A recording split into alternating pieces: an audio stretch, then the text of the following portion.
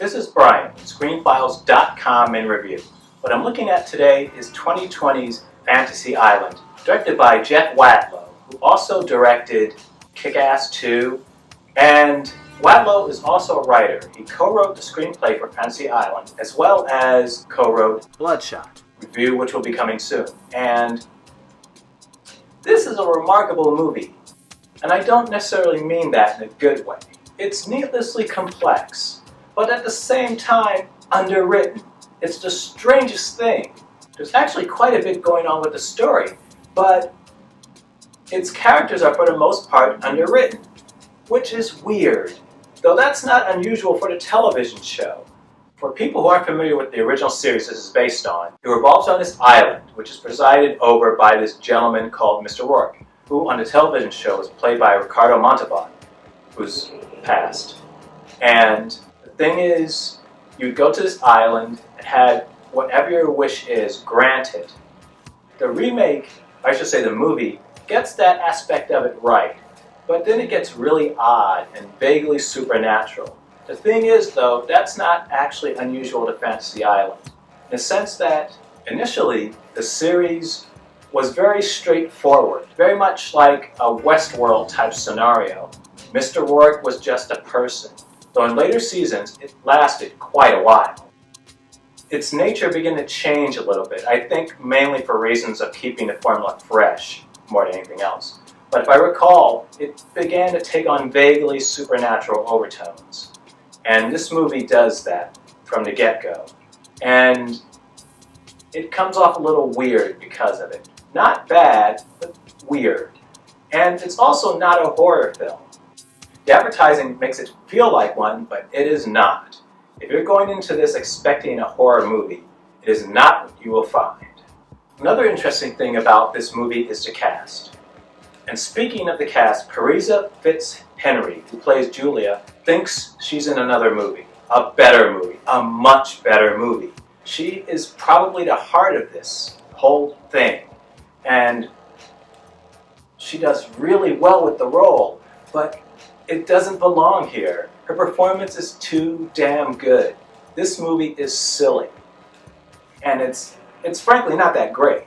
But she's in another movie entirely. She just doesn't know it, though it's an interesting performance to watch. Ryan Hansen is also in it, and this guy has the biggest smile in Hollywood, I actually think. He seems genuinely happy. He's like a big blonde puppy. And it's odd how happy this man seems to be at all times.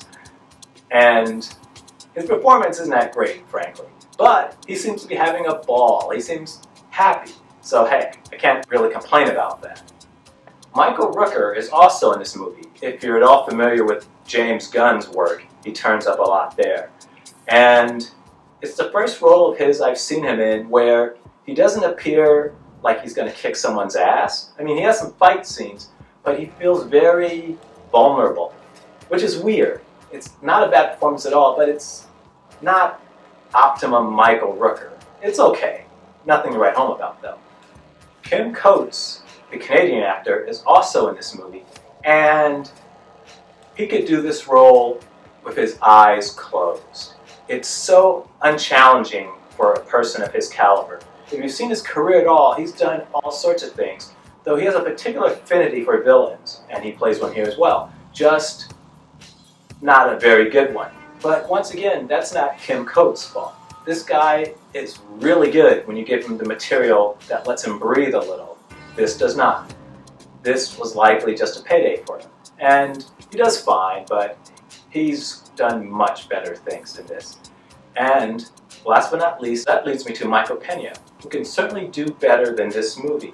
It's not that his performance is bad, but he's almost a supporting player in it.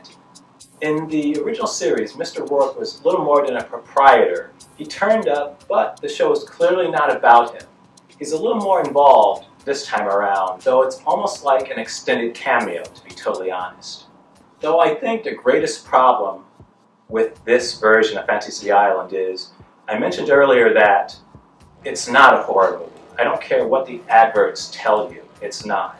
And that's its problem. It doesn't commit. It's very weird. but it doesn't commit to the weirdness. It doesn't invest in it. So as a result, its weirdness is very surface level, and it doesn't really feel like it's going anywhere. As I said, it's not terrible. It's watchable, though not by a lot, but it's just so empty of anything. I really wish it were a genuine horror movie. If they wanted to go in that direction, they should have went balls out to horror. But instead, it's this weird hybrid thing. It does feel very Fantasy Island-ish. I think it would have been better served if it would have had committed to a particular path and just ran with it. And if you're wondering about Tattoo, the movie answers that question too. If you look at it in hindsight, you see that it's laid out clues that they were going in a particular direction with this character.